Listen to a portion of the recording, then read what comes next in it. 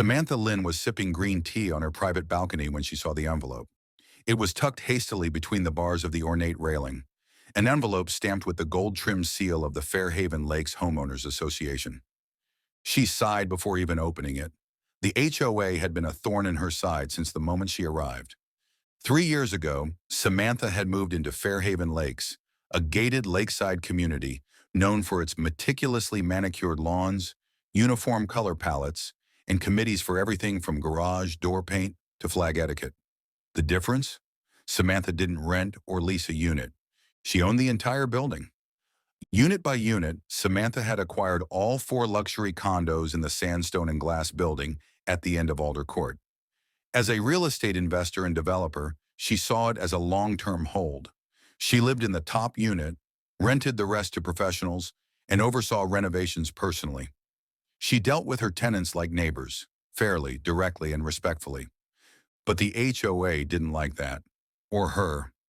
This time the letter was especially bold, notice of lease cancellation. It has come to our attention that your tenants in Unit 2B are in violation of HOA guidelines. As the leaseholder, you are hereby instructed to remove said tenants within 14 days or face penalties up to $500 per day. Samantha read it twice. Then she laughed, dry, tired, and far too familiar with their tactics. Within the hour, she was in the HOA office, crisp white blazer over jeans, folder in hand.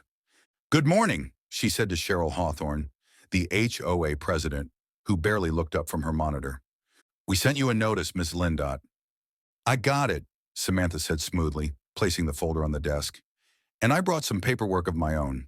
Deeds for units 2A through 2D, all 4, fully paid, owned outright by me under Lynn Equities, LLC. Cheryl frowned.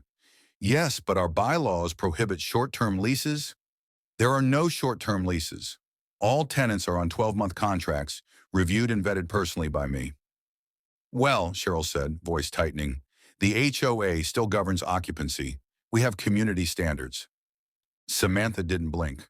"You don't govern ownership, and you don't have the legal authority to cancel private leases, unless you want to test that in court." Cheryl stood. "This isn't about legality. It's about the culture of this neighborhood, the integrity." Samantha raised an eyebrow. "Is that what you call it?" Silence. "This isn't about my tenants," Samantha said evenly. "It's about me. You don't like that someone with a different last name, a different face, owns more property in this neighborhood than any of you." "That's not true," Cheryl snapped. "Then why are my tenants the only ones being harassed?" Cheryl said nothing. Samantha picked up her folder and turned to go, then paused at the door. "I've followed every rule, paid every due. I even landscaped the south corner myself after your gardener skipped 3 weeks. I'm not going anywhere." She opened the door. "And neither are my tenants." The next week, the HOA quietly withdrew the cancellation notice. It wasn't the end. Samantha knew that. There would be more letters, more veiled threats, more attempts to squeeze her out of their carefully constructed suburban dream. But she was ready. Later that month, she hosted a cookout for her tenants and a few friendly neighbors on the shared rooftop deck. She grilled lemongrass chicken, poured jasmine tea, and smiled as laughter echoed against the glass buildings. And as the sun dipped behind the lake, a few unfamiliar residents, ones who had never said more than a stiff nod before, joined the party, drawn by the scent and sound. "Nice setup you've got here," one man said, sipping a soda. "I didn't know you owned the whole place." Samantha grinned. "Now you do."